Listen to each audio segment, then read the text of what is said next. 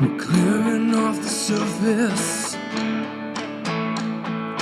coming into focus. Back to the basics, the glory of your faces, the reason why we do this. Let's sing that again. We're clearing off the surface, you're coming into focus. We're going back to the basics, the glory of your faces, the reason why we do this. Alright, the winds of worship blowing, the doors of heaven open. Jesus, you're at the center. Lord, help us to remember the reason why we do this. And it's all about you, and it's all about you. Always has been, always will be, all about you, all about you.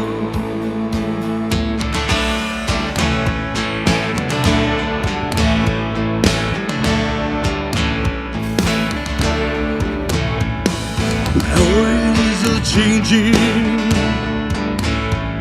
we remember why you made us. We're all sons and daughters, just dancing with the Father.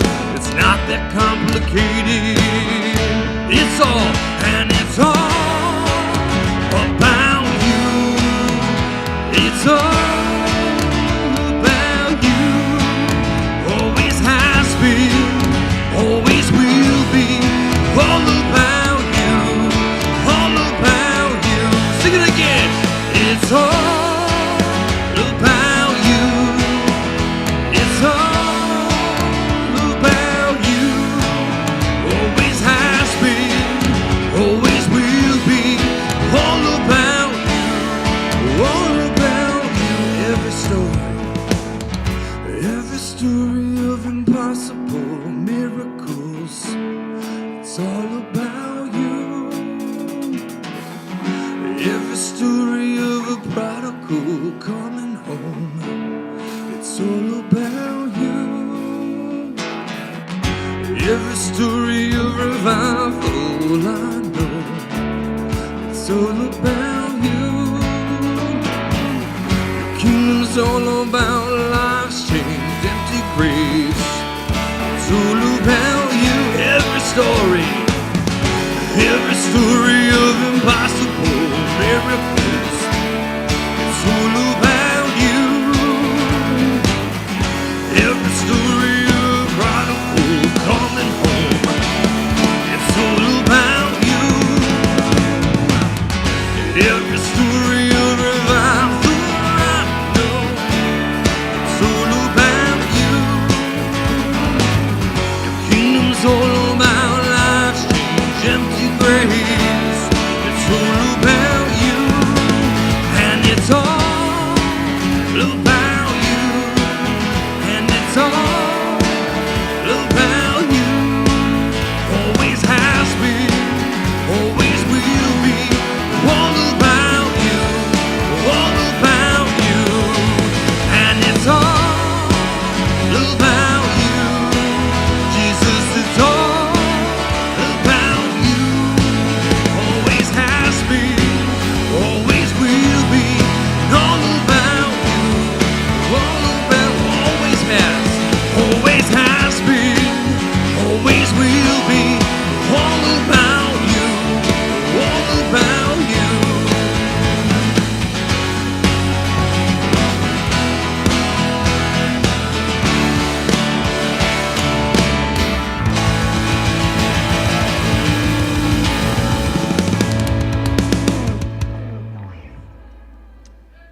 Good morning. Do you have any microphone? Let's see here. Dun, dun. All right, who came to have some fun this morning? Woo! All right, so I think we're going to do some 2023 trivia. Oh, let's see who remembers last year. It was just so long ago, right? All right, so let's see our first question. All right, who won the Super Bowl in February 2023? Chiefs, all right. I don't know, I didn't watch. Let's see. I didn't watch, I don't know. Football, I don't know. All right, I think we got it right. Yes? Yep. Chiefs? All right. Let's see, next one. Go ahead, E. What was the name of the submersible that exploded on a Titanic expedition? Oh.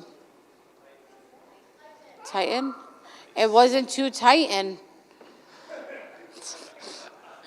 Titan. Good job. See, I remember the story. I would never remember the submersible. The Titans are mighty. That wasn't very mighty, but anyways, maybe a little too soon. All right, let's see. What 90s boy band featured a cameo in the Trolls Band Together movie? D. NSYNC? Who's the lead singer of NSYNC? Come on. There you go. Let's see, was Maddie right?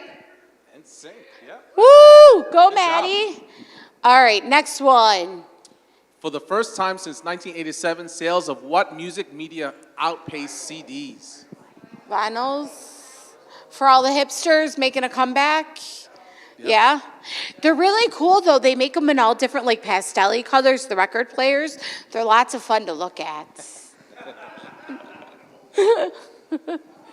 All right, let's see. Let's see if we can get the next one.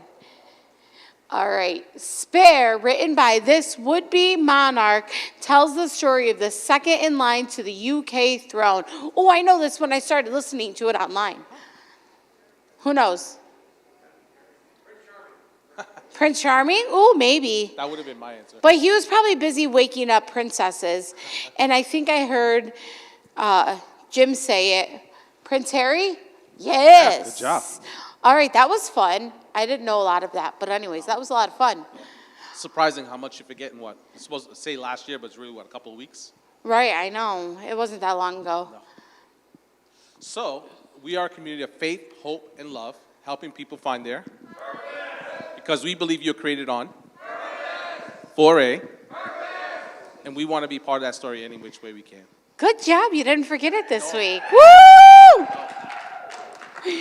If you're new here to Forward Point, thank you for joining our crazy family. We know that it can sometimes be intimidating walking into a new circle of faith, so thank you for joining us either in person today or online. If you're here in person, please don't leave without our little goodie bag or Mama Skinner's famous banana bread. We would also like you to get plugged in, so if you want to take out your cell phone and text WELCOME to 315-883-2213. We would like you to fill out just a quick connection card so we can send you something in the mail. And there's multiple ways to join us on social media. Facebook and Instagram are going to be the best. But what is the best way to get involved? The best way is the Church Center app. And the Church Center app you can download on your favorite app store. On the Church Center app, you can register for events, you can put in your personal contact information, you can give, you can join life groups. There's so many different things that you can do that with Forward Point.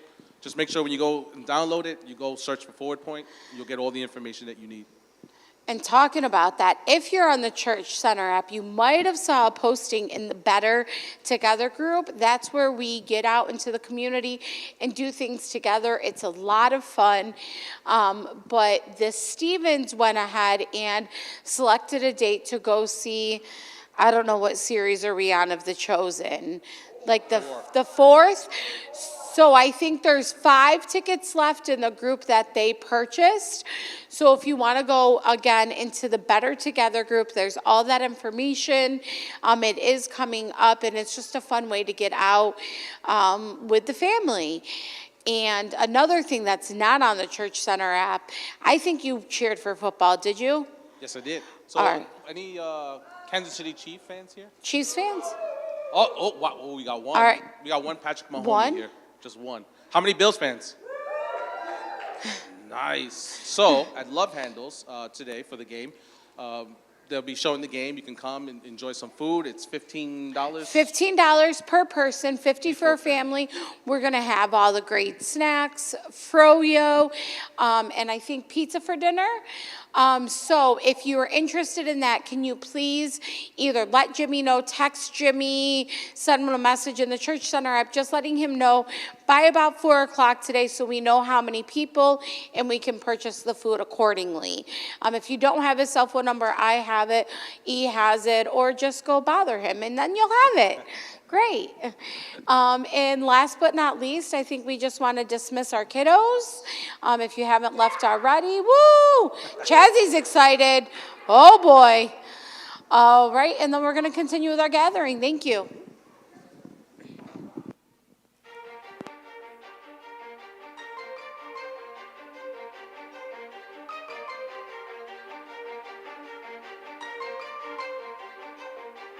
Time to show the world that top is what I strive for. Greatness is a journey I'm willing to strive for. Consistency is key and I don't take no time off. Against the odds, I put it all on the line for. A lesson learned for every flaw I'm gonna make. Consequence I undertake. Putting all my trust in faith. Failure won't become my fate. 10 toes down, I never fall. Give it all to reach my goal. That's my name is Stone when my story's told. Say I did it for the...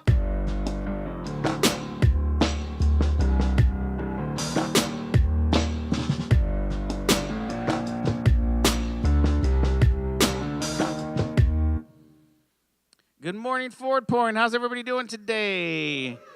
Yeah, it's great to see everyone. Was it last week or 2 weeks ago? We were grateful that you got here because you had snow tires or you had a Kia.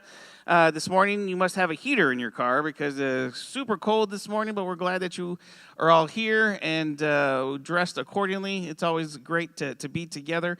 If you're joining us online, cheaters, how dare you? You should be here in person with us, but... if you're there online, we're grateful to have you virtually, if nothing at all. So welcome this morning. You know, this last couple weeks, I've been working at Love Handles while Sonia was out on surgery. And my last day there, Wednesday, was Weightless Wednesday. And there was this young woman who brought her family in and had been there before. And she asked me a couple questions. And the first question she asked me is a question that I get quite regularly. She said, "Are you the owner?" Now, this is kind of a tricky question whenever I get asked this question because I understand I'm usually the one who, you know, for a year plus, I was always there and was the one working and doing things.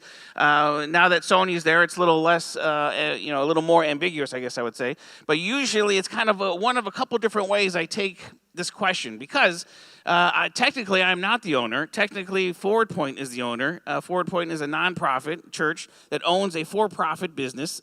Probably not too often you see that. But on paper, I am also the president of Love Handles. So for sometimes, depending on, you know, the vibe I'm getting for the people, I'll say, oh, no, it's owned by our church and I'm one of the pastors there. Or sometimes, depending on the vibe, I'll just say, yeah, you know, I'm the owner because it kind of makes things a little easier for whatever reason in that situation. Or sometimes I'll explain, you know, I'm the president and on paper this is what it looks like. But she followed up that question with a second question that I don't normally get, and she said, "Why froyo?" And I wanted to say something real quick, but I realized when I opened up my mouth, there was no words coming out. Because I didn't really have an answer or a good thought about why froyo. In the moment, I kind of had to think through our origin story to kind of remember why it was froyo. Because the reality was that our community had kind of been asking for a community center in Eastwood. So when we got together and thought, you know, what is something that we can do here in Eastwood that would be meaningful, our first thought was not a frozen yogurt shop. Our first thought was a place of community, a spot where people could just come and hang out. We're strategically placed just a few blocks from our Huntington K-8 school. There's no major roads you have to cross to get there from there. Like a place where people could just come and get school help and just do all sorts of things. And really, the frozen yogurt part of it was kind of something that came secondary to the first and primary reason was we wanted to create a place of community here in Eastwood. And then Froyo just kind of came afterward. I had been working at the Apple store at the mall for many years, and then I got connected with Steven, and I kind of was doing this both full-time Apple, full-time doing Forward Point stuff, and then started doing kind of half-time Apple and full-time Forward Point until just a few years ago, I was actually able to leave Apple and be here at Forward Point full-time. But while I was there, I would go on walks, on my breaks, and on lunch, and I became really good friends with the people who owned the frozen yogurt shop there at the mall. I won't tell you why I became really good friends with them. It had nothing to do with frequenting their establishment on a regular basis. But we became really good friends, and now every time I'd walk by, I'd stop and chat and talk to them. And they started talking about how they were ready to retire and move out west and weren't sure what they were going to do with the shop, whether they were going to sell the equipment or somebody was going to come in and just buy and take over there. And it was that conversation that came up about the same time that we started to say, what can we do to build a place of community here in Eastwood? So it kind of felt like Froyo just kind of fell in our laps. Now, we wouldn't be able to open any kind of restaurant because I can't cook. I don't know if Sonia can cook, but I don't think so. My wife can't cook. You know, I'm just kidding. I don't know if Sonia can cook. She brings food sometimes to Life Group. I don't know if she's the one who actually makes it or not, but she definitely brings food. But you know, there's a lot of things that we could have done, but we wouldn't have been any good at. Frozen yogurt, it doesn't take a lot of like skill to put stuff in a machine and then the customer just does it all themselves, right? And who doesn't leave having dessert being happy? Right? Who's ever gone out for dessert and like left their cheesecake at the Cheesecake Factory grumpy and angry, right? Like that doesn't happen. In our almost a year and a half of business, we have never had to issue a refund because somebody was angry at their experience that they had having dessert. So it just seemed like this is a real easy win for us to be here. So we pursued this frozen yogurt equipment, and they trained me out of the kindness of their heart about all the behind-the-scenes things on what to do in running a frozen yogurt shop. And you may or not know this, but Love Handles looks a whole lot different today than it did when we envisioned it. When we first sat down and sat around a table and we actually hired somebody to come in to kind of help with some of the envision stuff, you know, the creative part of it at the beginning, it looks a whole lot different today than it did back then when we first envisioned it. There are some things that had to change. There were some, design schematic things that had to change because it looked good on paper but didn't translate well to our building in our space. And now here we are, 18 months later, and it looks different today than it does even that first day that we opened. That first day that we opened, the back room was just a big empty room. There was no games in it there are today. There's no LED lights like there are today. There wasn't as many toppings like there are today. Because from the get-go, our mindset has always been, how can we get better at being a Froyo shop, not for the sake of being the best Froyo shop, although, depending on how you ask, they may say we're the best Froyo shop. But it's because we want to be the best place for people to cross a bridge into relationship with us, and then with Forward Point, and then with Jesus.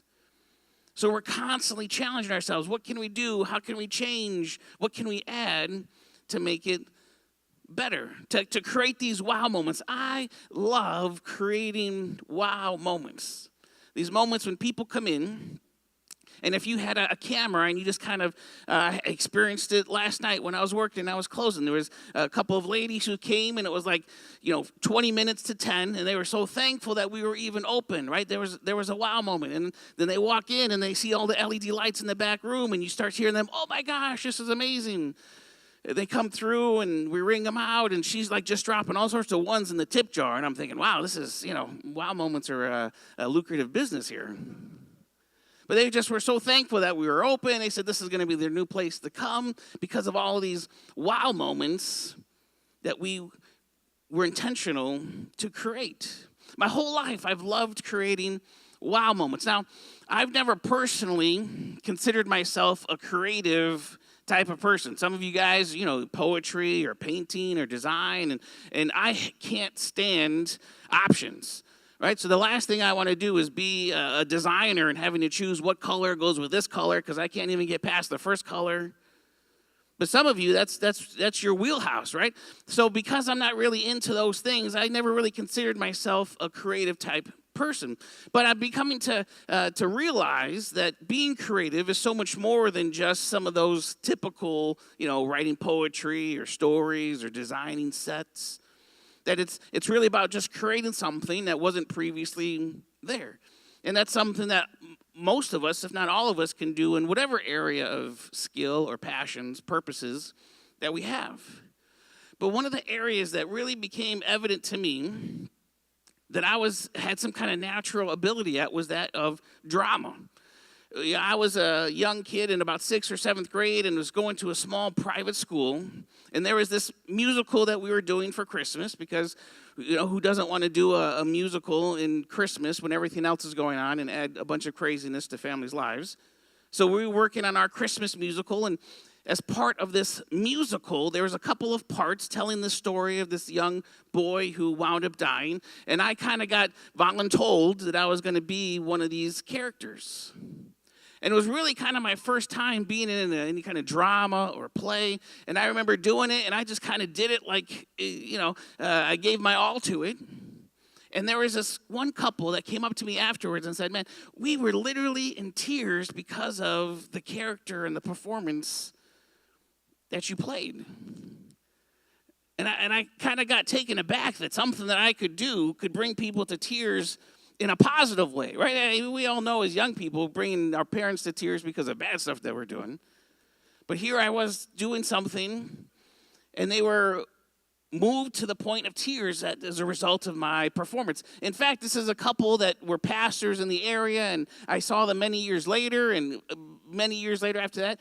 And every time that I talked to them, they would always reference back to this one play that we did for this Christmas musical and how much it impacted them.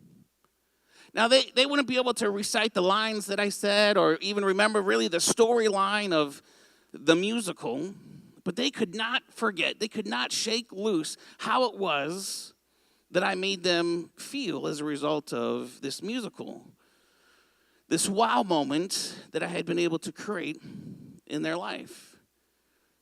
Another area that kind of I'm realizing I created wow moments for us in the area of basketball. Now, to look at me, you would not think that I was a basketball player growing up, but I spent a majority of my young life up to probably through high school, devoted to the game of basketball. And I loved creating wow moments in basketball. I was the kid who was able to throw the no-look pass or the behind-the-back pass or do all these real creative basketball moves. Now, if you don't enjoy basketball or if you follow today's basketball, it's nothing like basketball was in my day growing up, where it was an art form.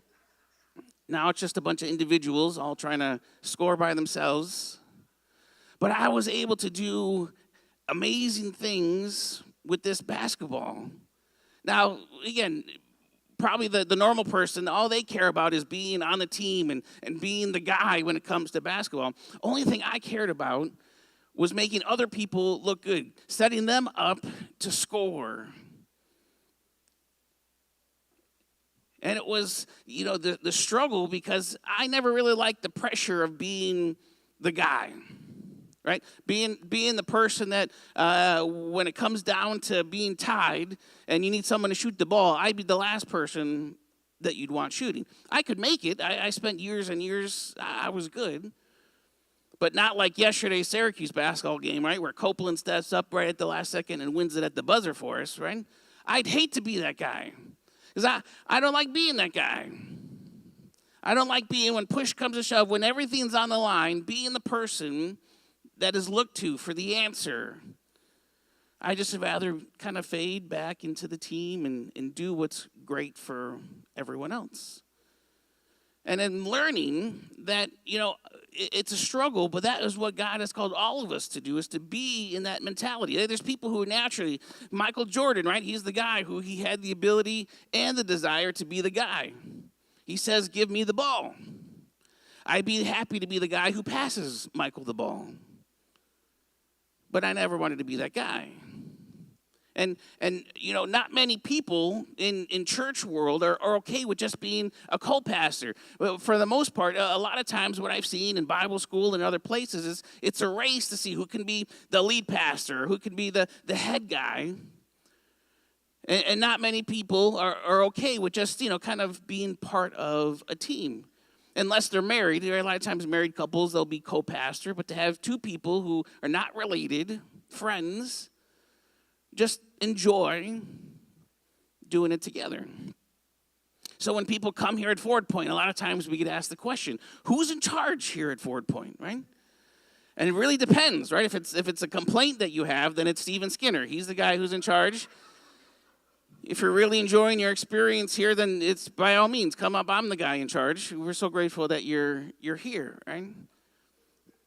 It's kind of an easy setup.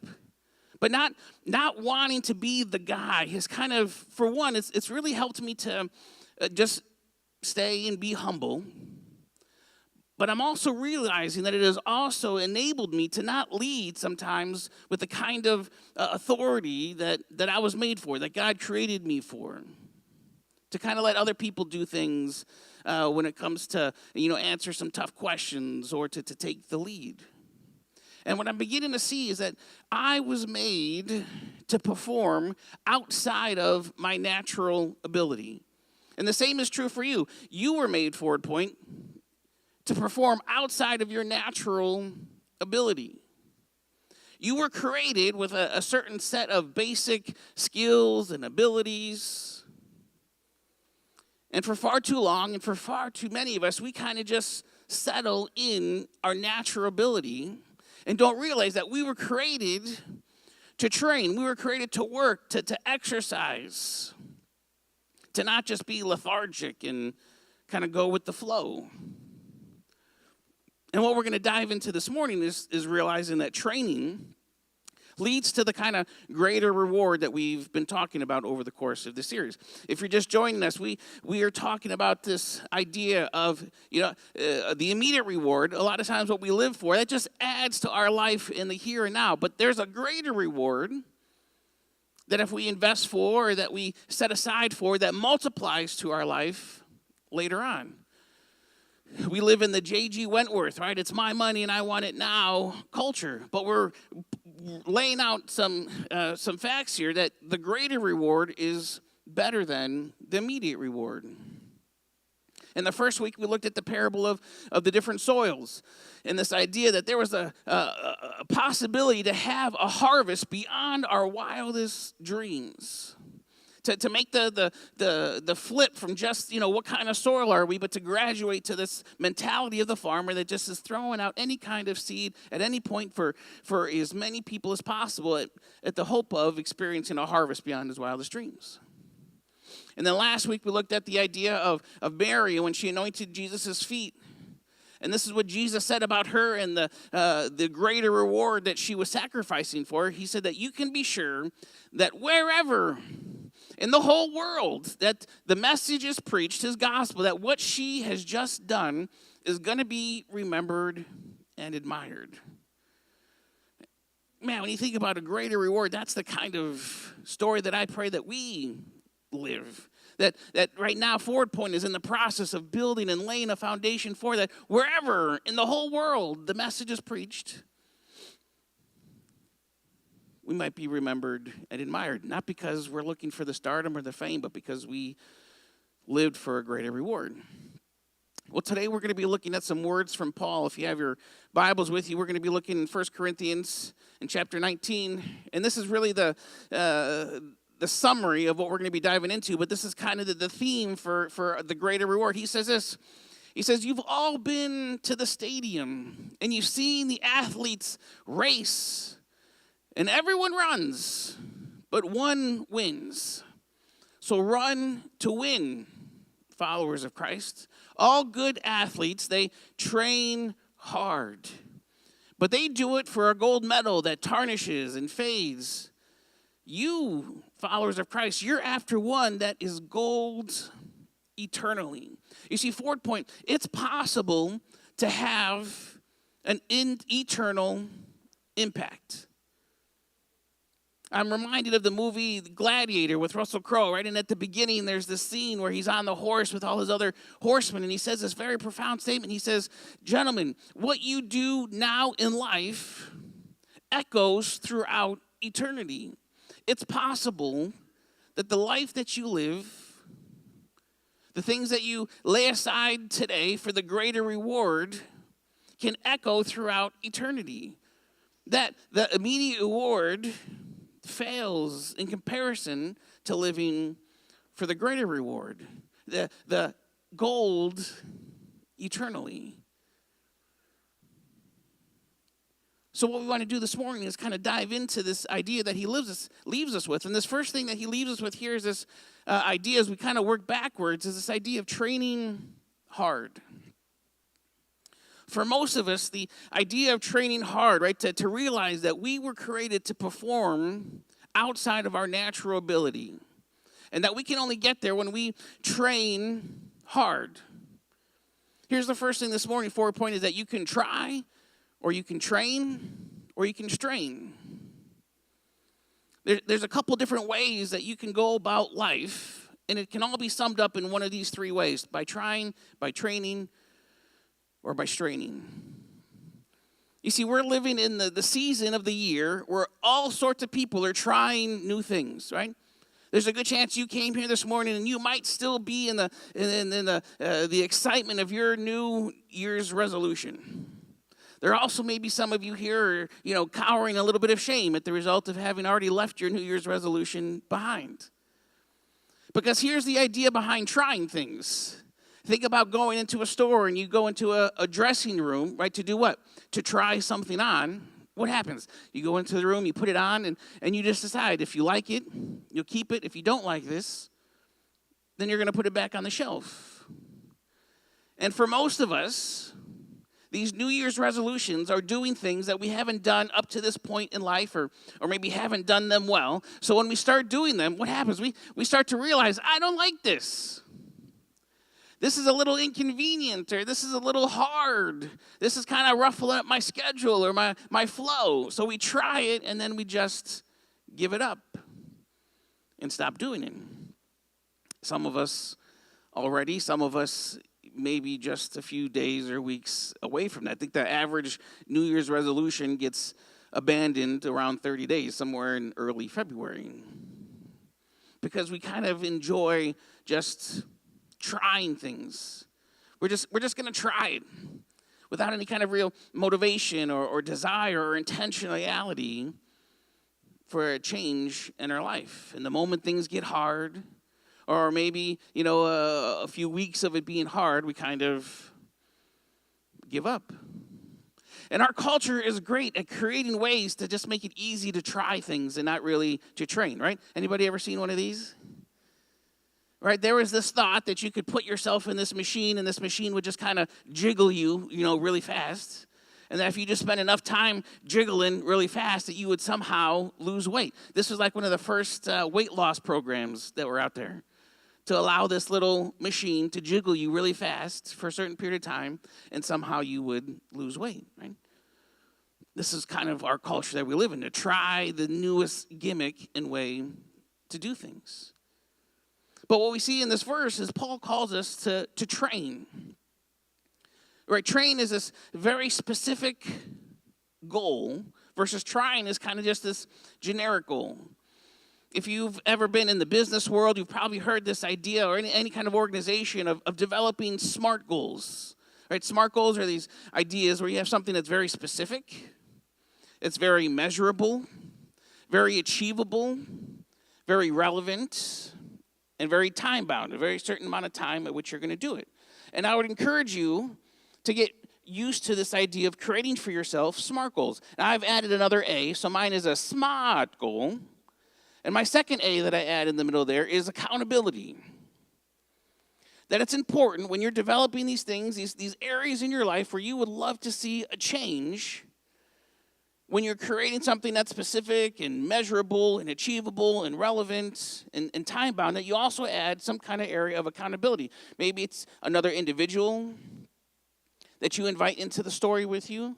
Maybe it's your life group that you say, hey, there's this area in my life where I'm creating these very specific, measurable, achievable, relevant time goals around the area of finances, food, or any area that you feel like God might be challenging you in your life. And I want you to be aware of it so that it just doesn't die in secrecy. Because most of the time we create these things and we don't tell anybody because we're afraid. We just kind of are trying it, and it doesn't get past a month or two of willpower versus this idea of training. That's really what a trainer does when you go to the gym and you pay somebody to help you get better at exercising or to lose weight. Is the trainer has got all the experience and all the knowledge to take you and where you're at, your current diet, your current exercise routine, if there even is one, and to translate that into these bite-sized pieces that if you do on a regular basis, and basically you're just paying somebody to keep you accountable. You're paying somebody to kind of slap you around if you get out of line. Right, we're all kind of a masochist in that area. That sometimes we take the nerve to pay somebody to beat us up, to help us try these things, instead of training on our own. Very small, sometimes small steps to get to a big change in our life. For me, in the area of exercise, there was a point in my life when I was exercising on my elliptical every morning early for 45 minutes. And then my machine broke, and it kind of became weeks before I was able to get it fixed. And I've been exercising, getting back in the routine, and I've been at 30 minutes, and my goal is to get back to 45 minutes, but I have not been able to get to 35 minutes. I keep saying at the beginning of the week, all right, this week I'm going to hit 35. And I start exercising, and I get to 30, and I'm just like, you know what? I don't think I can make it to 35 today. But what I started doing recently was changing my goal. Instead of trying to get to 35, this week, you know what? We're just going to do 31 every day. And I just started to train myself in a much smaller, easier to attain goal of getting to 31 minutes. Now, all of a sudden, all last week, I was able to do 31 minutes. Because I adjusted my training, getting a little bit more laser focused and intentional for a much more bite-sized, achievable place. But I'm in this mindset of training. We could get into the area of strain, but we all know what it's like to strain. We all know the pain that brings. We know what it feels like to have pulled a muscle or to have done something that, our body didn't appreciate. And now, I remember one time early on, we were still living in Linkcourt, and we had played cornhole. Steve and I were playing cornhole, and we were, I think we were like 8-0. We were just beating everybody who was challenging us, the co-pastors, to cornhole. But I kid you not, for the next few weeks, it felt like I had, blown out my hamstring running for a touchdown in the Super Bowl. I could not, for the life of me, Steve was laughing because he remembers looking at me and seeing me look like I had suffered a war wound as a result of playing cornhole for a few hours, right? But I did something, I strained something. It didn't stretch properly. Who knew you had to stretch for cornhole? And now I was suffering the consequences. People have done all sorts of crazy things to strain for their desired results. When it comes to the area of weight loss, there have been people who have gone to what's called the tapeworm diet. You know what the tapeworm diet is? You put a tapeworm in your body with the goal of that tapeworm doing all the work for you, right? Going in there and just messing you up on the inside. And people would go through that kind of action for the sake of losing weight. Or there's this other diet. It's called the cotton ball diet. Have you ever heard of the cotton ball diet? People would take cotton balls, and you kind of dip them in different flavored juices so they have a taste to them. But then you eat this cotton ball that is just juice flavored so that you would get filled up faster. right? It's people straining to lose weight, realizing that they want to take the easy way out, but they're willing to go through the pain of the easy way. Or how about the Sleeping Beauty diet? Have you ever heard of the Sleeping Beauty diet? As you can see, I'm dealing with trying to be healthier with my own personal diet, so this is why these are all diet-based. But the Sleeping Beauty diet was this thought that you don't eat food when you're sleeping. So when it comes to meal times, if you just take some kind of sedative, something to put you to sleep, and you can just sleep through meals, then you would be able to lose weight, right? This is Sleeping Beauty diet. Or there's this thing called the tongue patch diet.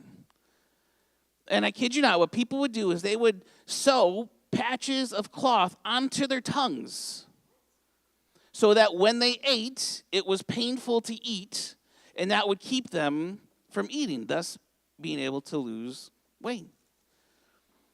Right? That is straining, forward point. And we can laugh and we can be, from those. But the reality is there's probably all sorts of areas in our lives where we've strained, where we've put ourselves through some pretty crazy things because we got tired of trying and failing and we didn't want to put in the energy needed to train, to maybe invite somebody, a CPA or an accountant or somebody specialized in that area because we didn't want to admit that we have a problem.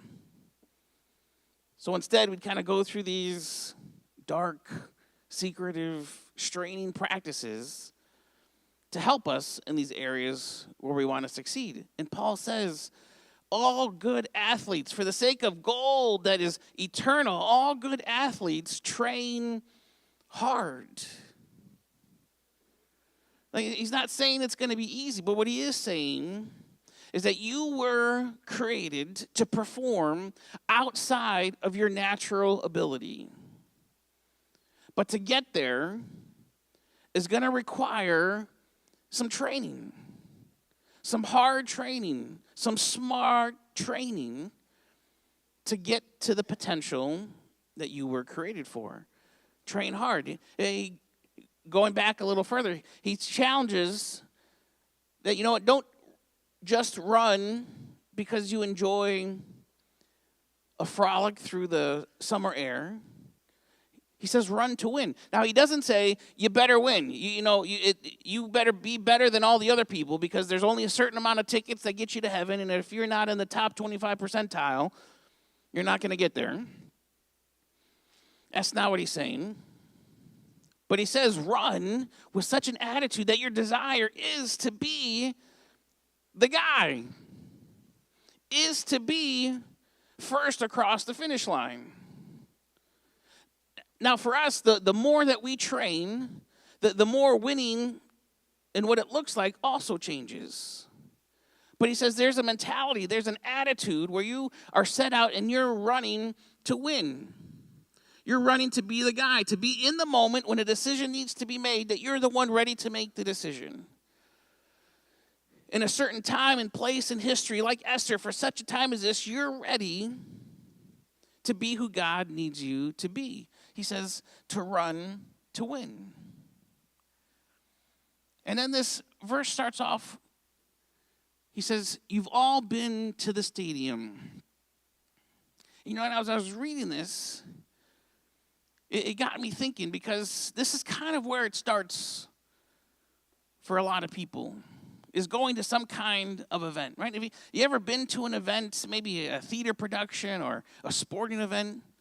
And here's what happens, right? You get there and you watch, and maybe it's a sporting event, and you see somebody do something amazing, like just outside of normal human ability. And there's one of two ways that you can walk away from that.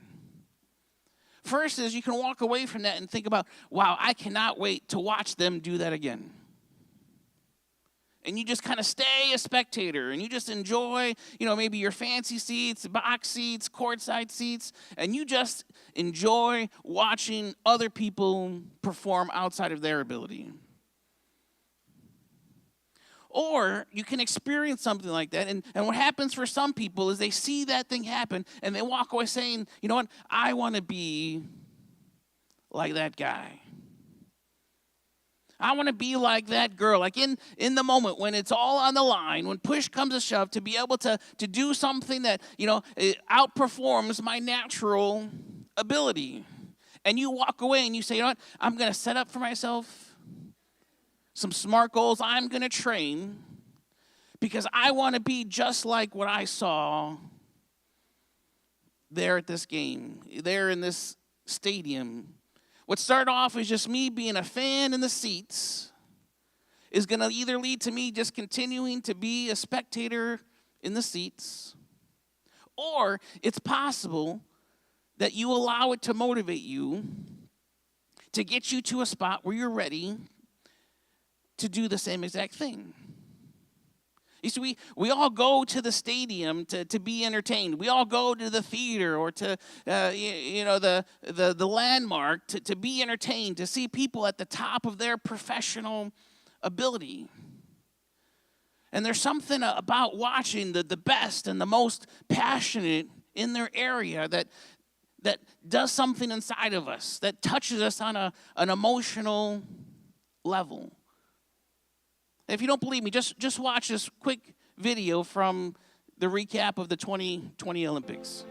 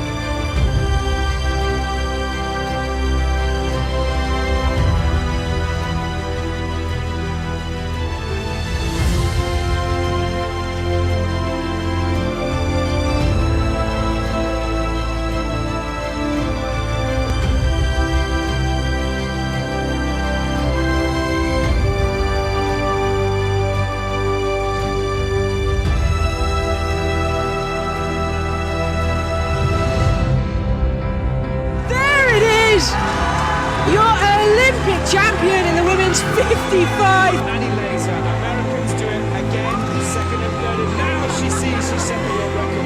That is fantastic.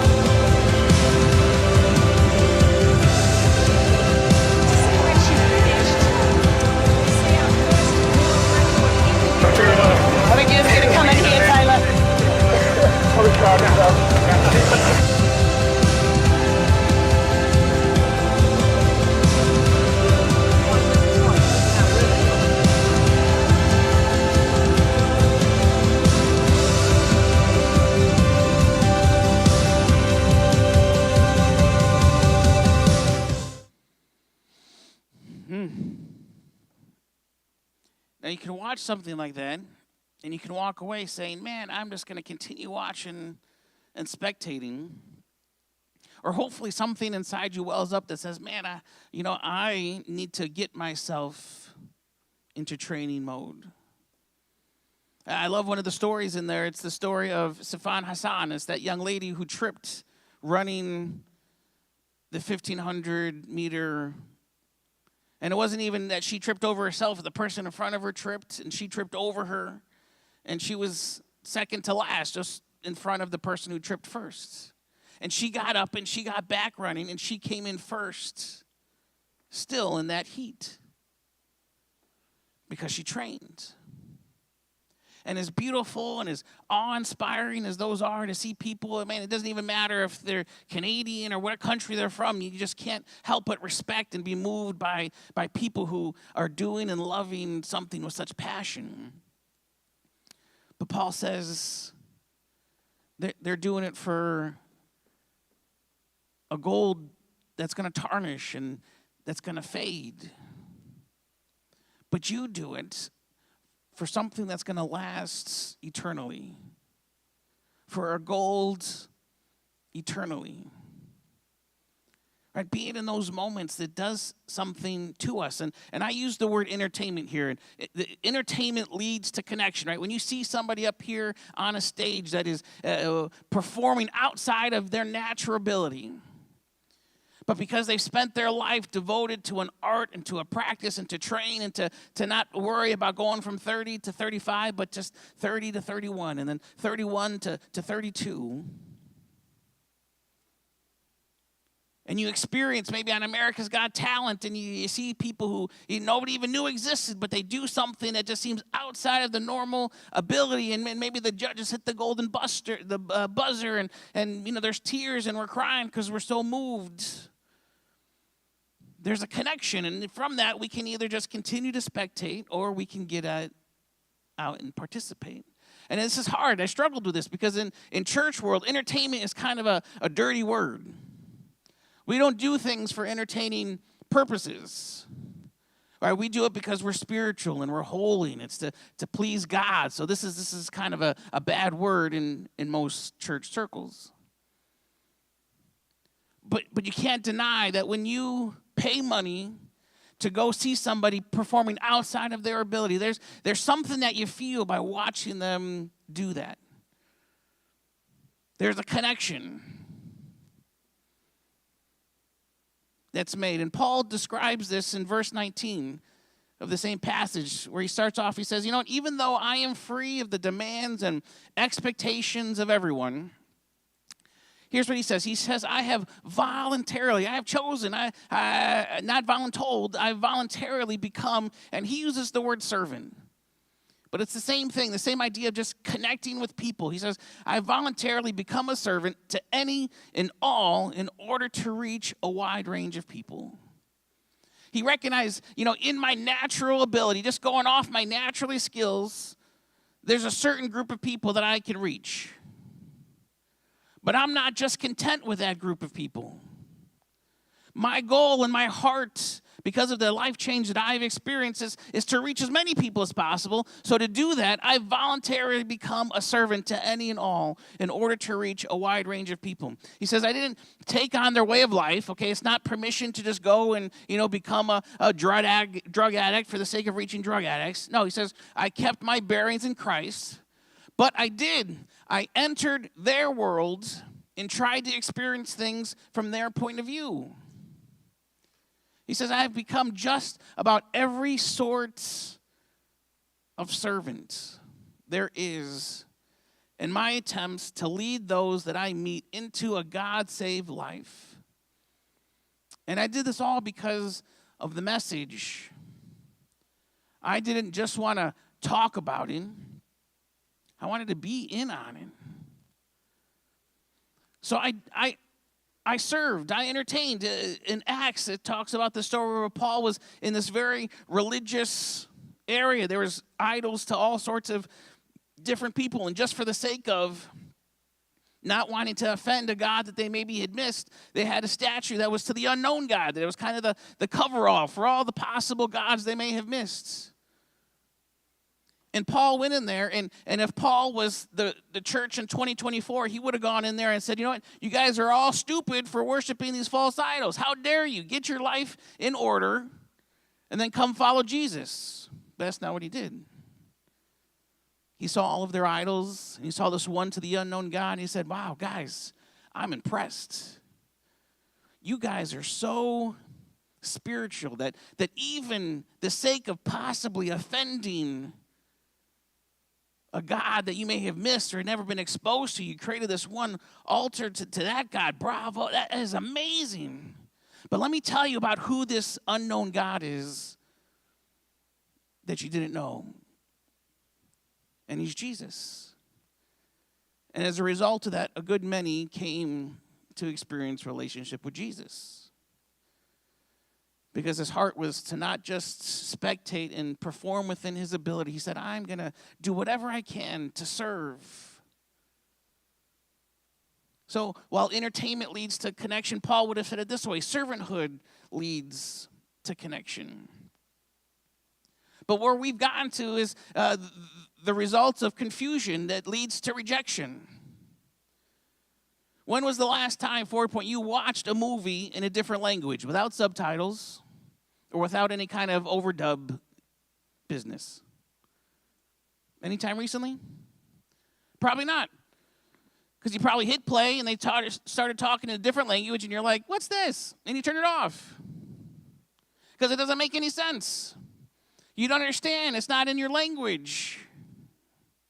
And what we are experiencing with the greatest exodus of followers of Christ in the church is over and over again places of worship acting like a movie in a different language to people. And people come in and they don't understand what's being spoken.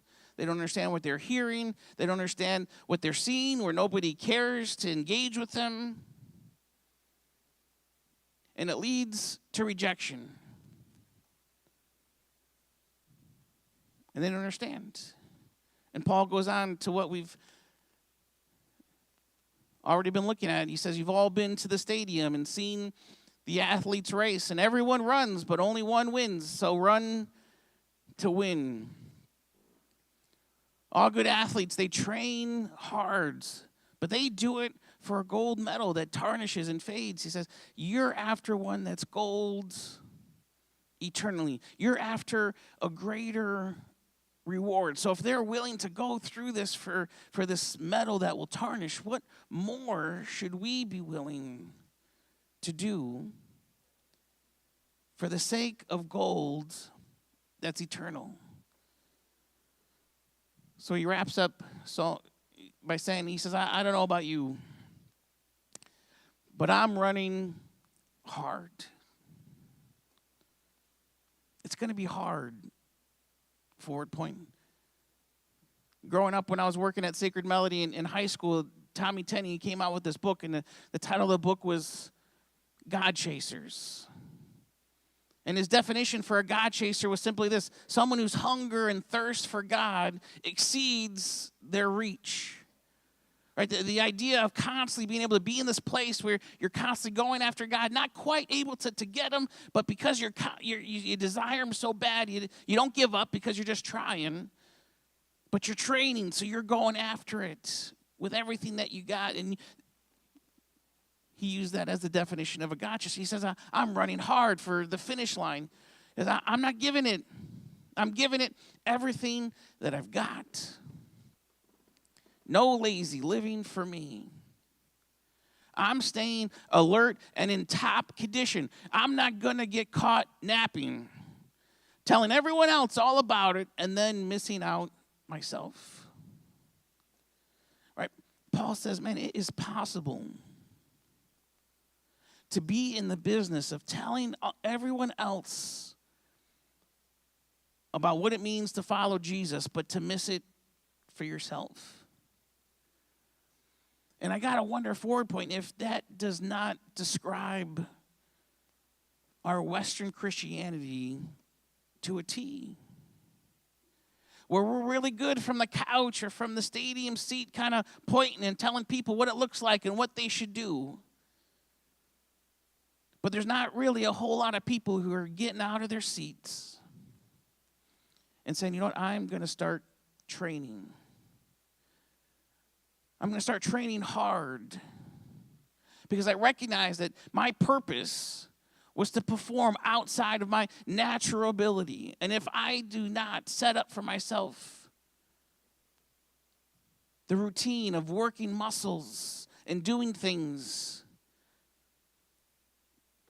then it just goes lethargic and it dies. So he's going to train, and he's going to train hard. Man, Ford Point, I never wanted to be the man. But I have always wanted to create wow moments, and it's not until I step into who God has called me to be and who God has called you to be, that spot that it's just outside of your natural ability, that we're living for the greater reward. Anything else, anything that you can do in your natural ability is just settling for the immediate reward. And what we're asking you to do here through the series and here at Ford Point and here in 2024 is to say, what does it look like to become a God chaser? What does it look like to train in such a way where I can be the man or I can be the woman, that when my neighbor needs a friend or when my street needs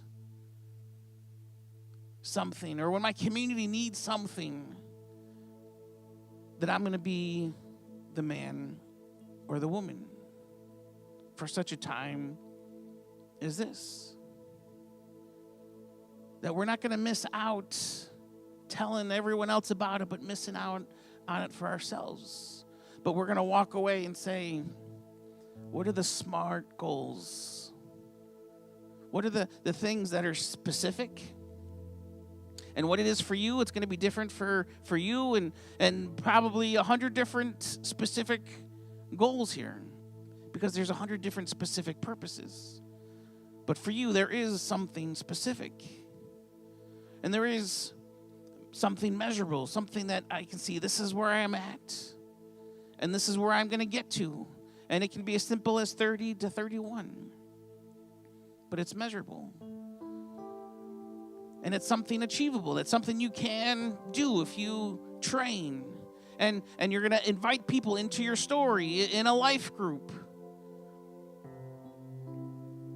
To say, this is what God is challenging me as part of my purpose. In 2024 as part of his plan for Syracuse.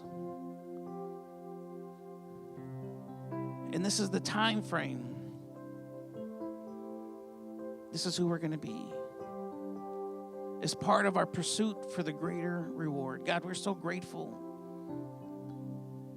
for the kind of life change that would lead a man who went after and hunted down Christians to have such a radical experience with you,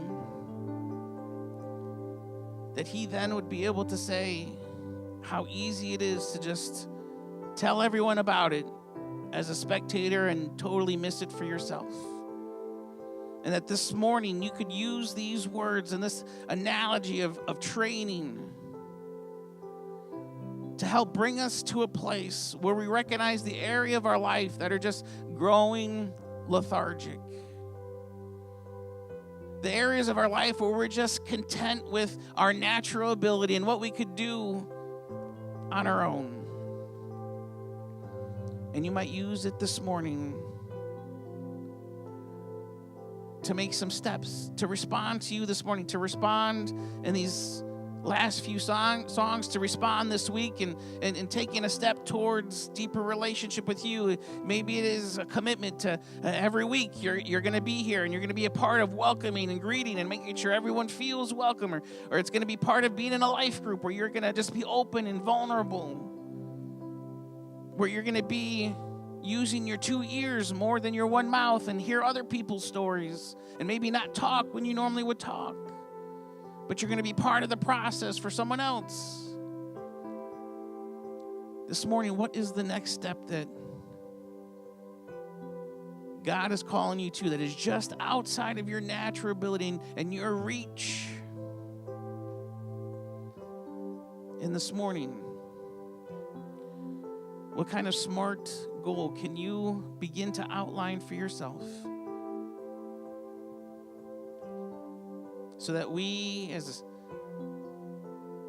a group of followers of Christ can continue to be in the best representation of Jesus here on earth, the best representation of his hands and feet here on earth, because there's nothing else that matters. Nothing else that's going to give gold eternally. So God, I pray that your Spirit would be here this morning, just working in our hearts and our lives and bringing things up to the surface that we need to, that you're calling us to remove from our life, or to become more focused in our life, to train hard in our life.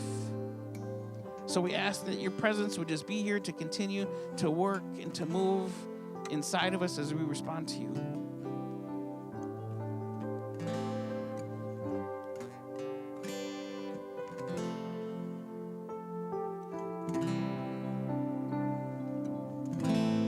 If I spoke a word, you were singing over me.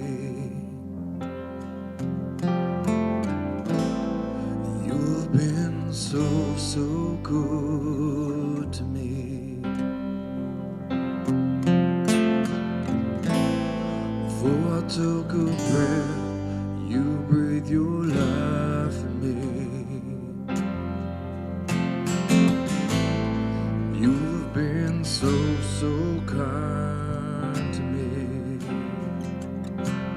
And all the overwhelming, never-ending, reckless love of God. No, it chases me down, fights till I'm found, leaves the 99. I couldn't earn it, I don't deserve it, still you give yourself away.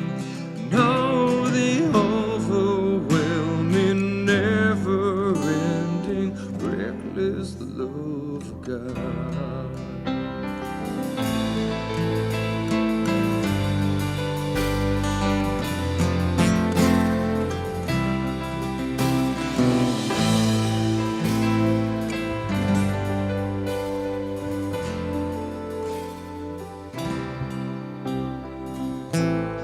When I was your foe, still your love fought for me. You've been so good to me. When I feel no word, you paid it all for me.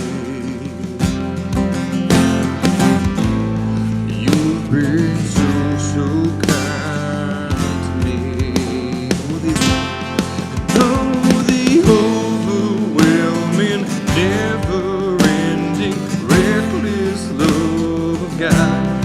No, it chases me down, fights till I'm found, leaves the 99. I couldn't earn it, I don't deserve it, still you give yourself away.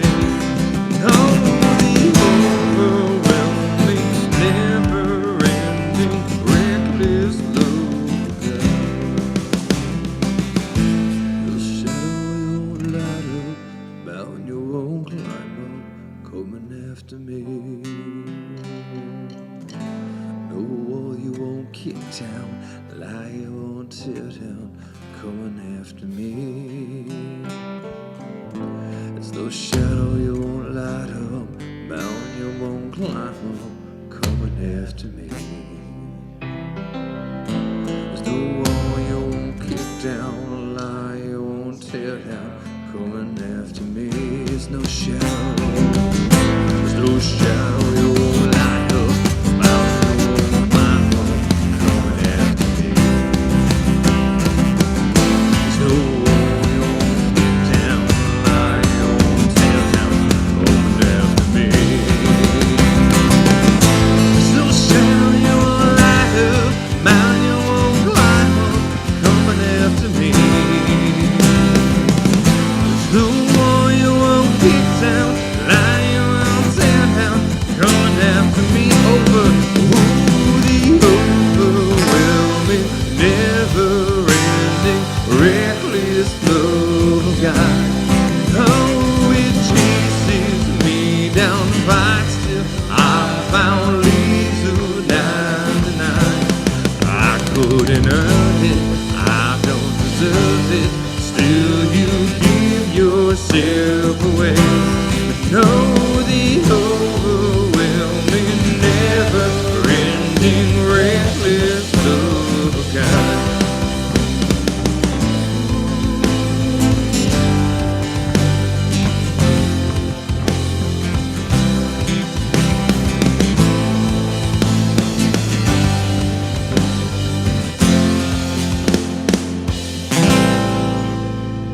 Know the overwhelming, never-ending, reckless love of God. Now it chases me down, fights till I'm found, leaves the 99. I couldn't earn it, I don't deserve it, still you give yourself away. And know the overwhelming, never-ending, reckless love of God.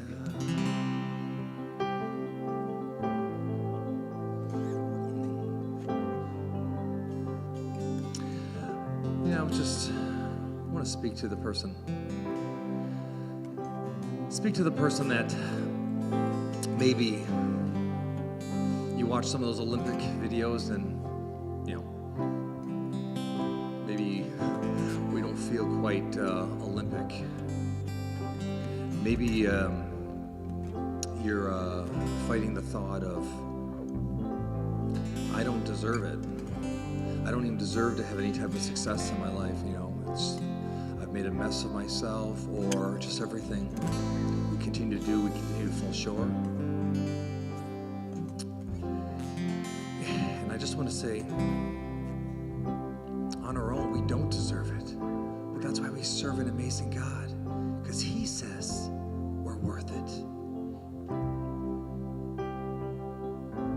He's the one that gives us the purpose to wake up in the morning.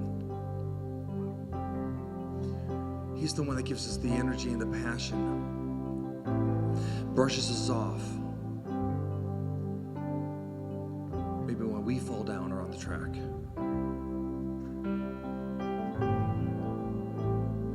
We were created on purpose for a purpose.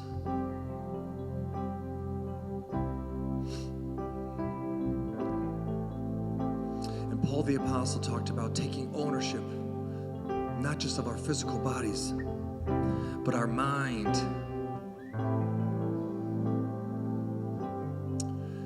Taking ownership of the things God's given us.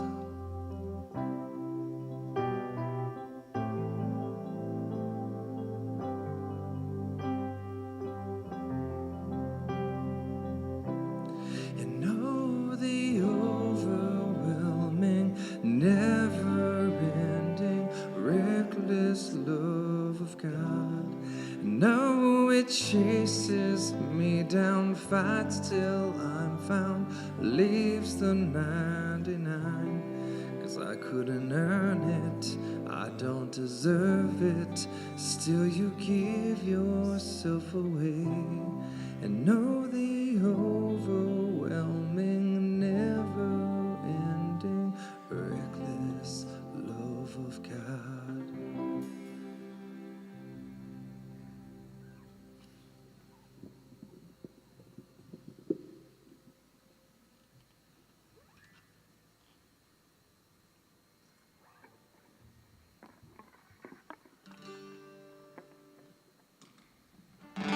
There we go.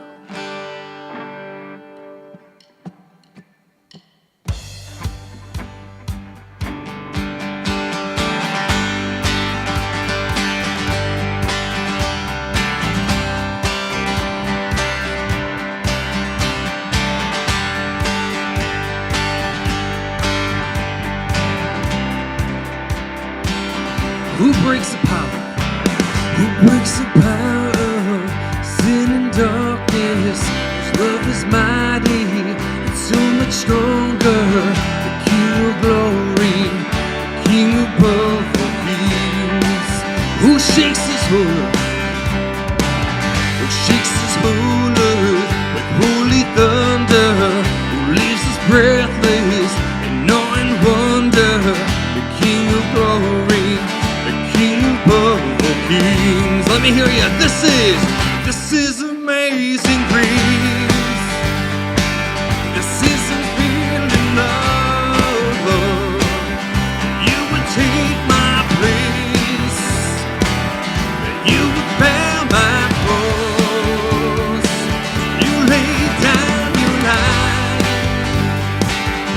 I would be set free. Oh, Jesus, I sing for all that you've done for me.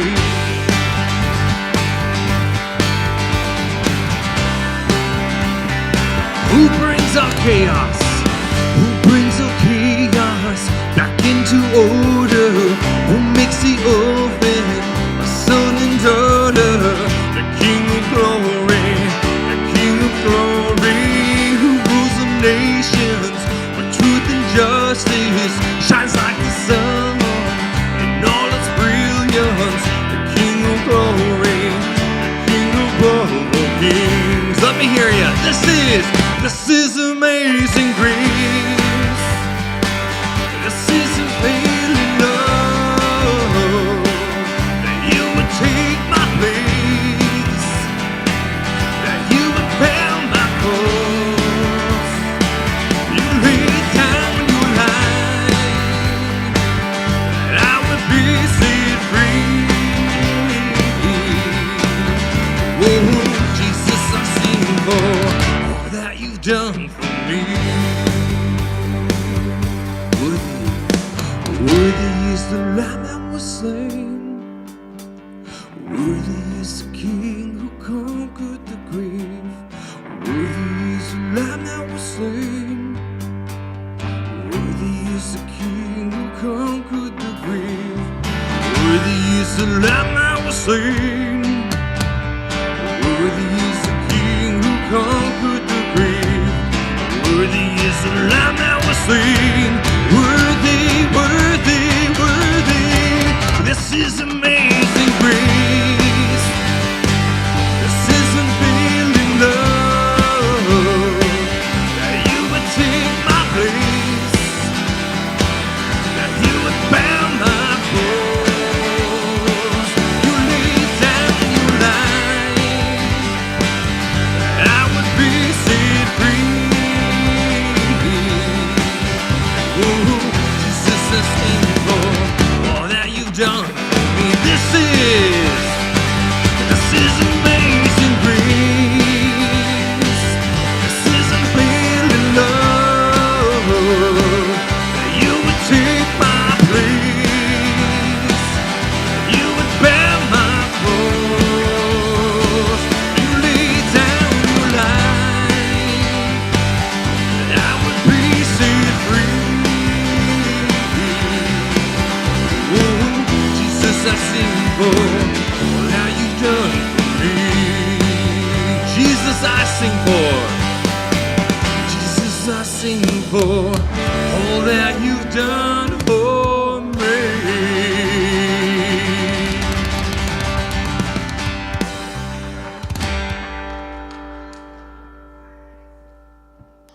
Oh, that was a really good message. What stood out to you, E?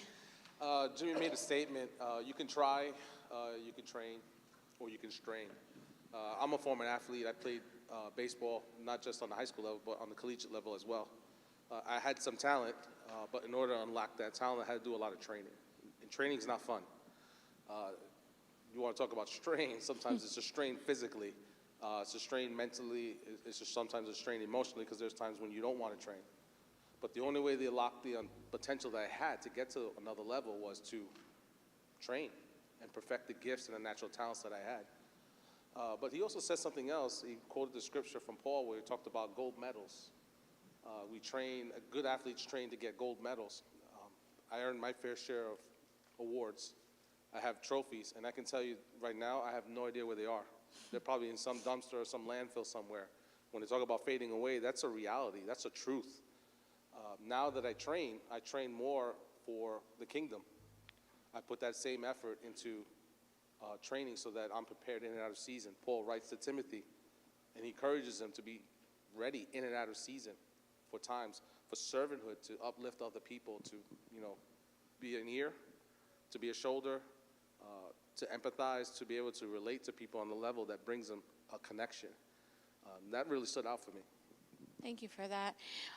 When you speak about relating to people, I think about life groups, and we kicked them off for January last week, and it is not too late.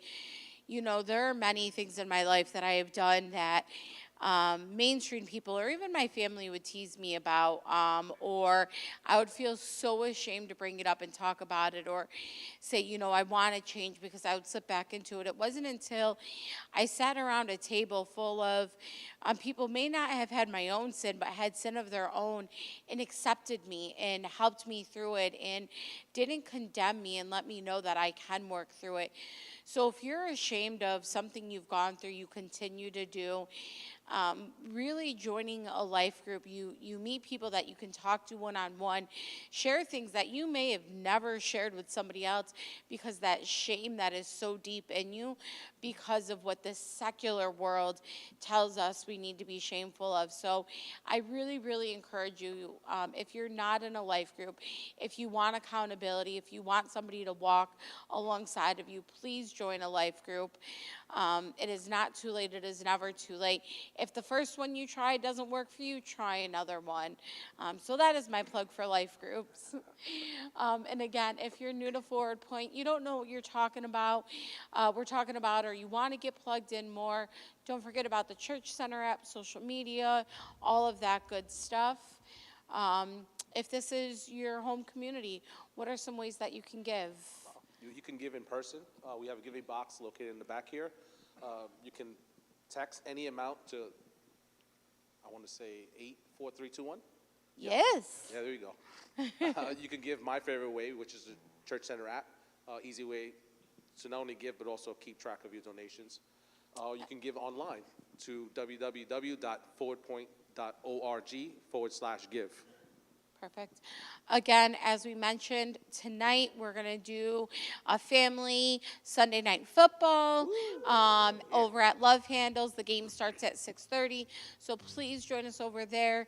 Make sure you let Jimmy and or Chaz know that you're joining, so we know what food to get. Go Bills? Yeah, okay. Little plug there. And as always, we have our prayer team that is wonderful. They meet before service, after service, and during, in the back corner just out there. Don't leave if there is something pressing on your hearts. And we need to get this place back in shape, right? Oh, yeah. So if you can and you're willing, you're able, meet us in the back. We can give assignments. Many hands make a light work. We can definitely use the help getting the Palace Theater back in shape and back to where it needs to be for other events. And then don't forget your kids. All right, before you leave here, and we are going to finish with one last song. Thank you.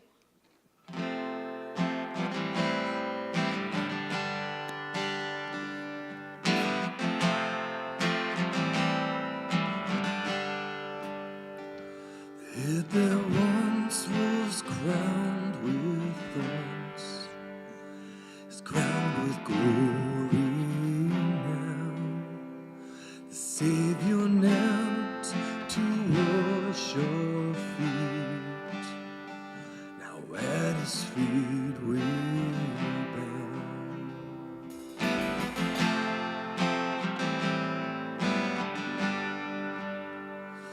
The one who wore our sin and shame, the robe of majesty, the radiance of perfect love, now shines for all to see.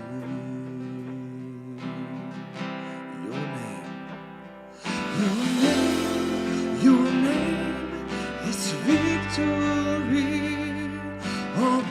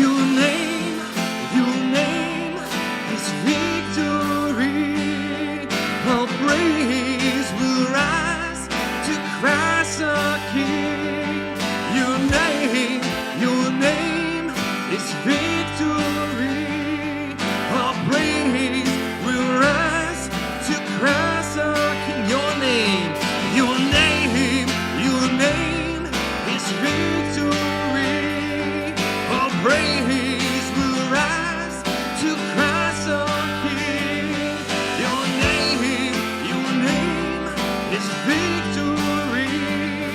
All praise will rise to Christ our King.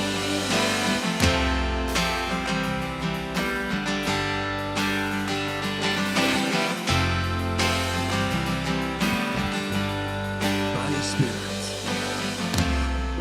Spirit, I will rise from the ashes of defeat. The resurrected King is resurrecting me. In your name I come alive to declare your victory. The resurrected King is resurrecting me. By your Spirit I will rise from the ashes of defeat.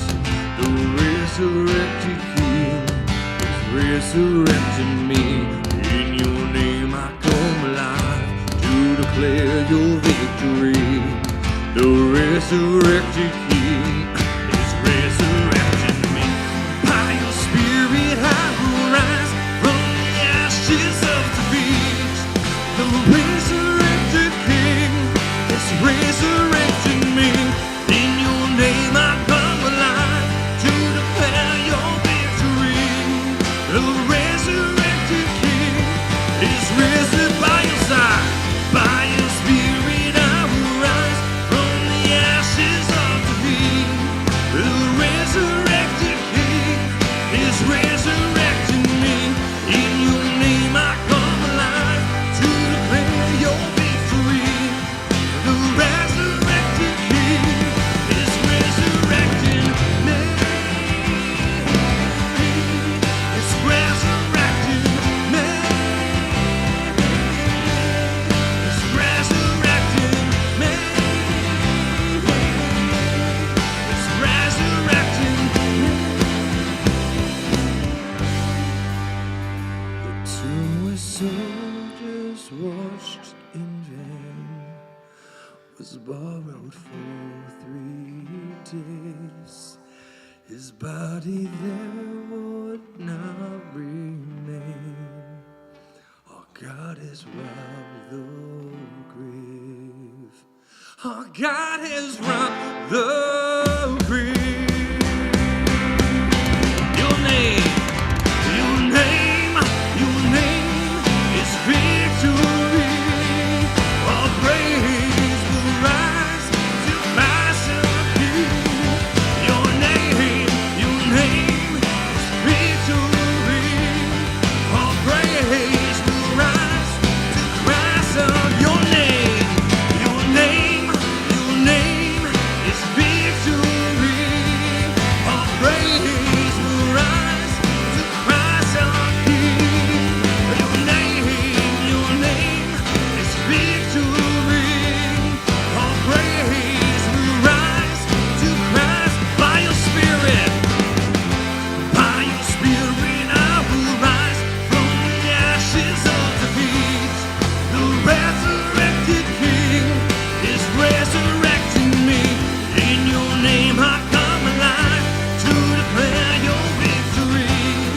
The resurrected King is resurrecting me. By your Spirit I will rise from the ashes of defeat. The